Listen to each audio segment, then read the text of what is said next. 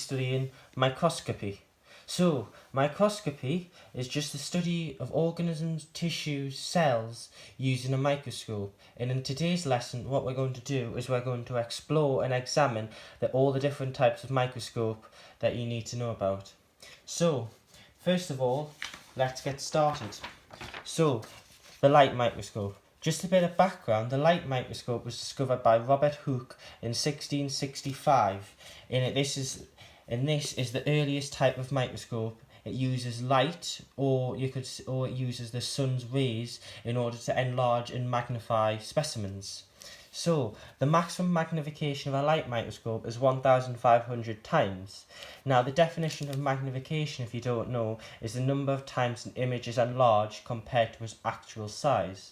So, a light microscope enlarges an image 1,500 times compared to its actual size. Resolution is 200 nanometers.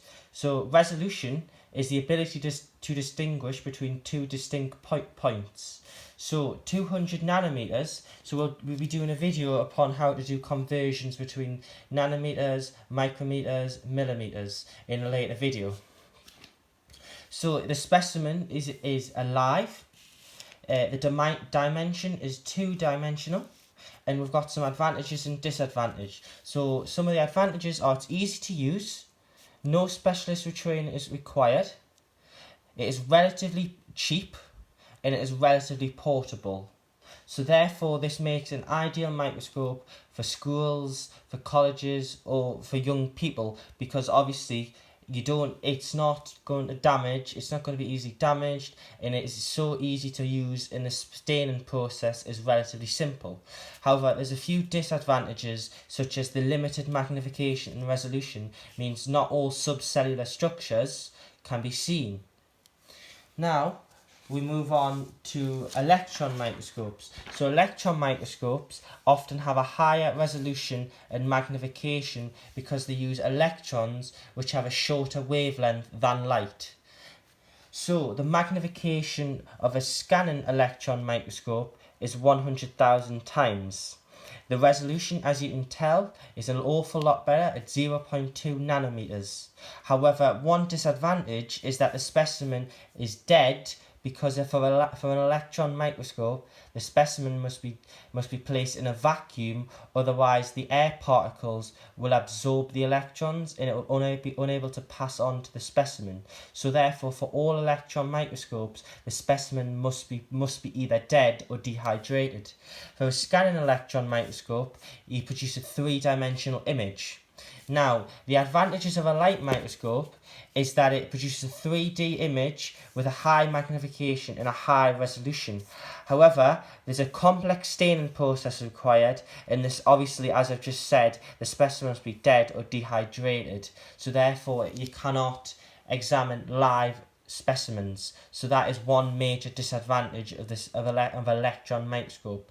However, that is outweighed by the scientific improvements that have been made, and it has allowed us to view subcellular structures with so much more clarity and so much more detail, and therefore it has allowed scientists to understand these different components of the cell, which we covered in a previous video.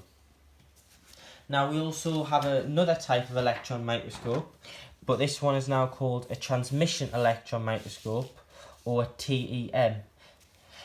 The magnification is an awful lot better at 500,000 times, but the resolution is the same at 0.2 nanometers. Again, because it's an electron microscope and the specimen must be placed in a vacuum, the specimen is therefore dead or dehydrated, so no living specimens can be examined. This electron microscope produces a two-dimensional image. And we have some advantages and some disadvantages. So advantage is it has a high resolution and a magnification, and therefore the subcellular structures are able to be seen, like I've just said, and this has contributed to our understanding of the functions of these subcellular structures, such as ribosomes, mitochondria, cytoplasm, and any other subcellular structure that we covered in the previous video on cells. However, the disadvantage is, again, it's very expensive, there's a complex staining process, and it also requires specialist training to operate. Then we move on to a newer type of microscope, which is known as a confocal laser scanning microscope. So the magnification is not given, but we just know it's high, along with a very high resolution. The specimen for this type of microscope is alive, and it also produces a three-dimensional image. So some of the advantages and disadvantages of a confocal electron microscope is the idea of optical sectioning. So this is producing an image of a specimen at various depths. But a disadvantage is, again, it's expensive and it requires specialist training. Finally, we're going to focus on some magnification calculations. So here I've drawn the triangle that you can use to work out the magnification or the image in actual size of a specimen when presented with an exam question. So I just means the image size, M just means the magnification, and A just means the actual size. You can think of this as I am, but I always think of it as IMA. Any way which works for you. So here I've written out the calculations. So I is M times A, M is I divided by A, and finally A is I divided by M. So you can see this quite clearly from the triangle here. This line is divide and this is multiply. Finally, we're going to have a focus on an exam question.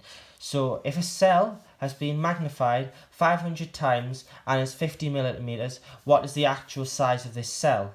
So we know that it's been magnified by 500 times and the actual size is 50 millimeters. So looking at the equation, we need to work out the actual size of the cell. So therefore, we will do the image size divided by the magnification. We do 50, which is the image, divided by the magnification is 500, and that produces an answer of 0.1 millimeters. Thank you for watching this video, and I hope you found it enjoyable and also informative. Don't forget to like, subscribe for future content. Thank you so much. Goodbye.